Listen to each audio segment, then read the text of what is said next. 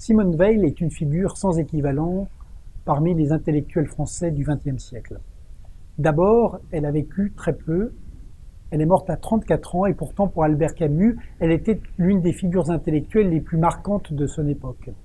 Ensuite, plus qu'une intellectuelle, elle a été pour certains une sorte de sainte, une sorte de mystique, et qui s'est traduit par le fait qu'elle a voulu être solidaire de manière inconditionnelle des souffrances des hommes du XXe siècle.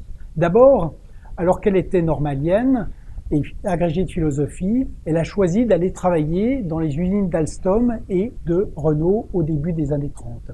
Ensuite, elle s'est engagée dans la fameuse colonne d'Urruti durant la guerre d'Espagne, aux côtés des Républicains, où elle a dénoncé les atrocités des deux camps.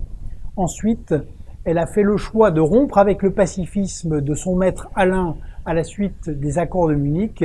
Et enfin, elle s'est engagée aux côtés du général de Gaulle, et c'est à Londres qu'elle finira par mourir en 1943, en prenant, j'allais dire, sur elle-même toutes les tragédies de cette Seconde Guerre mondiale. Que nous reste-t-il de Simone Veil?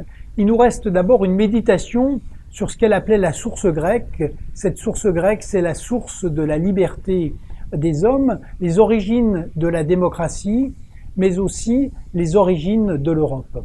Ensuite, il nous reste le refus de tous les totalitarismes, car elle a été aussi sévère sur l'Union soviétique que sur le nazisme ou sur le franquisme. Et enfin, il nous reste cette quête absolue de la justice et de la vérité qui reste le fondement de la liberté.